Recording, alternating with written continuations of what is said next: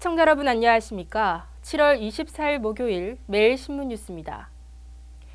유병언 전 세무그룹 회장의 시신 사진이 인터넷상에서 급속히 퍼져 경찰이 수사에 나섰습니다.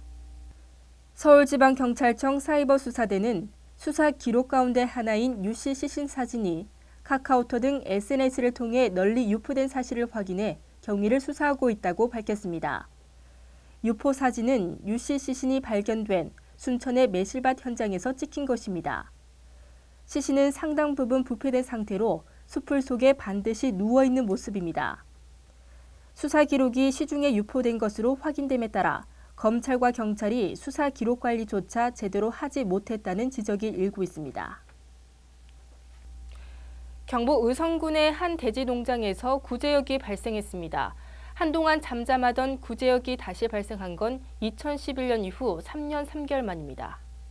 경상북도는 어제 의성군 비안면의 한 돼지 농장에서 접수된 구제역 의심 신고와 관련해 정밀 검사를 진행한 결과 양성 판정이 나왔다고 밝혔습니다. 이는 2011년 4월 21일 경북 영천에서 구제역이 마지막으로 발생한 지 3년 3개월 만입니다.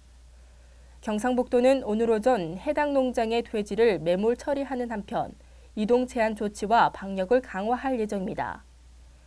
해당 농장의 주인은 어제 사육하던 돼지 1,500마리 가운데 200여 마리가 발굽이 빠지고 물집이 잡히는 등 구제역 의심 증상을 보이자 방역 당국에 신고했습니다.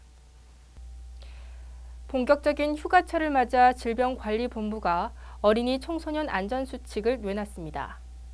질병관리본부는 물놀이 하는 아이들에게 잠금 장치가 없는 샌들을 신기면 쉽게 벗겨지고 이 경우 아이들이 신발을 건지기 위해 물에 뛰어들기 때문에 가급적 신기지 말 것을 공고했습니다. 또 아이의 입에 껌이나 사탕이 있다면 뱉도록 하고 물살이 세거나 파도가 높은 곳은 피하며 물놀이 30분 후에는 휴식을 취하는 것이 좋다고 덧붙였습니다.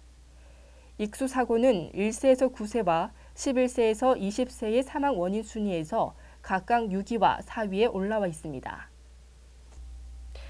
직장에서 오랜 기간 간접 흡연에 노출돼 만성 폐질환을 얻게 됐다는 한 퇴직 근로자 주장에 대해 법원이 둘 사이의 인과관계를 인정하기 어렵다고 판단했습니다.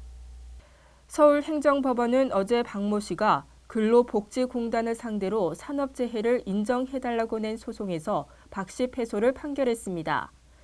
재판부는 판결문에서 박 씨가 회사 근무 당시 얼마나 심각한 간접 흡연에 지속적으로 노출됐는지 알 수 없어 간접 흡연이 폐질환 발병에 얼마나 기여했는지 판단할 수 없다고 밝혔습니다. 11년 동안 재직 회사에서 근무하다 퇴직 후인 2010년 만성 폐쇄성 폐질환 진단을 받은 박 씨는 회사 내 사무실과 영업 접대 장소에서 심각한 간접 흡연에 계속 노출된 탓에 이 같은 질환을 얻게 됐다며 소송을 냈습니다. 고용시장에서 일하는 50대 이상 연령층이 20, 30대보다 많다는 통계가 나왔습니다. 통계청은 올해 2분기 50세 이상 취업자는 952만 명으로 20대에서 30대에 933만 명을 처음으로 앞질렀다고 밝혔습니다. 특히 60세 이상 취업자는 지난해 같은 기간보다 5.6%, 19만 2천 명 늘어난 364만 3천 명으로 집계됐습니다.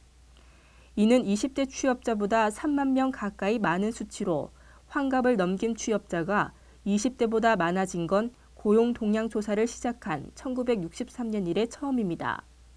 또 50대 취업자 역시 568만 명으로 567만 명으로 감소한 30대 취업자를 추월했습니다. 전문가들은 저출산에 따라 젊은 층 인구가 감소세인 반면 50세 이상 인구는 늘어난 데 원인이 있다고 분석했습니다. 오늘 전국에 장맛비 소식이 있겠습니다. 남부지방은 낮부터 늦은 오후 사이 비 소식이 있겠지만 여전히 후덥지근하겠습니다. 대구, 경북 낮 최고 기온은 34도까지 올라 무덥겠습니다. 이상으로 매일 신문 뉴스를 마치겠습니다. 시청해주신 여러분 고맙습니다.